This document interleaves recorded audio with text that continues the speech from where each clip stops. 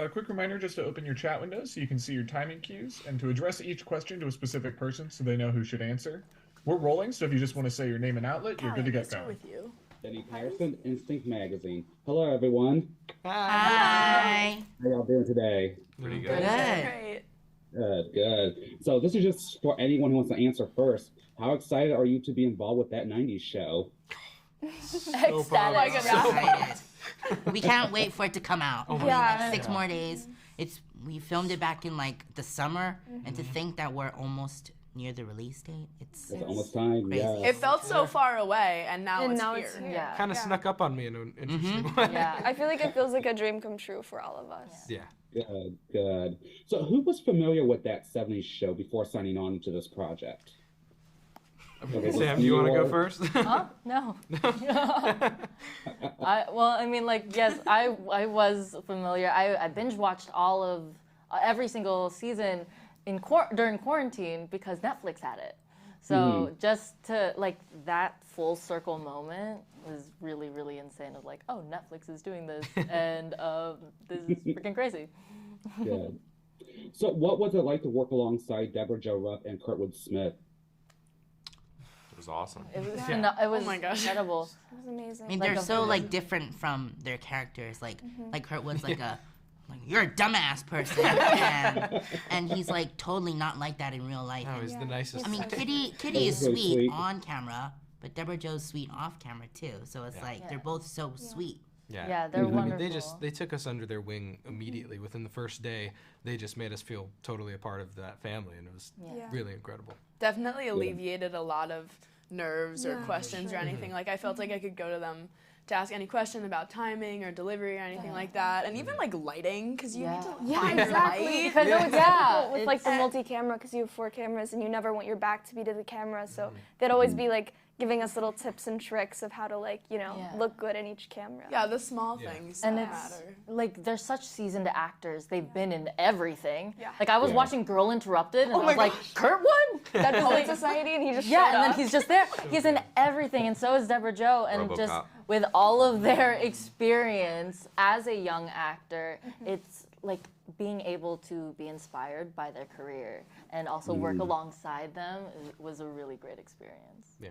So they were really like that grandmother and grandfather figure for you all. Oh yeah, 100%. even like a friend. Like we're so close. Yeah. Good. So were any of you actually born in the 90s? No. No. Ren was. Oh. Oh yeah. Oh yes. So were there like any references or props where you were like, what the heck is this? I didn't know who Brett Favre was. Oh Okay. yeah. I had to Google it. I had this Brett Favre I had a Brett Favre. Yeah, my cousin did this bathroom. But I had to Google it, and I was like, who is this guy? Also because I'm not really a football fan, so I was like, oh no, sue me, Sam. sue me. But yeah, so I didn't really know who he was. Ashley and I had one scene where we can't remember the name of the guy, but there was a reference to some singer and this like super emotional sad song. It's really funny. It like Michael Bolton. It was Michael Bolton. Michael Bolton. The icon. I feel like I knew who he was, but just it wasn't clicking. Like from the Lonely Island But then song? Gail, the director, played a song for us, I'm pretty sure, and it was like a romance song. And we were like, right. Okay. But Who was this again? Michael Bolton. Michael Bolton. Okay. Yes, gotcha, and there were gotcha. little things throughout the Haven't you script, I guys think, seen that I'd have to Snow look up and figure out what it was. But Michael Bolton. Gotcha. Well, then my last question for you is, ultimately, what do you hope audiences take away from that 90s show? Anyone who wants to answer? I think they did a great job of bringing back that 70s show. Always they did a fantastic job of tackling modern topics and modern issues through a lens of that of the 70s. And I feel like they did a great job of replicating that through 90s show. And there's a lot of modern topics of discussion that are brought to light, but through this very digestible lens of the 90s. I really love that. I hope people laugh too. Yeah. Such a good response. It was.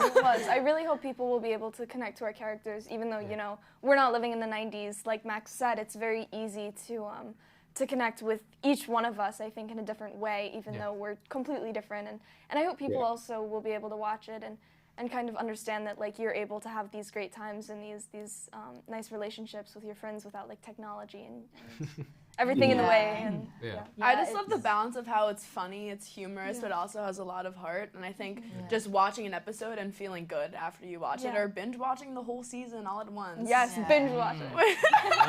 And just having a warm and fuzzy feeling, because it's just a very wholesome show, which is great. It's very grounded too.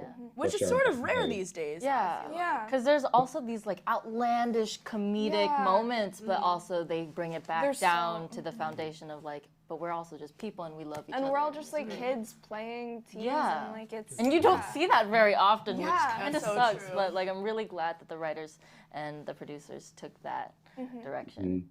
For sure, definitely. Well, thank you for your time, everyone. It was a pleasure meeting you. Thank you so much. Great to meet you. Nice to meet you. Thank you. All right, JPI.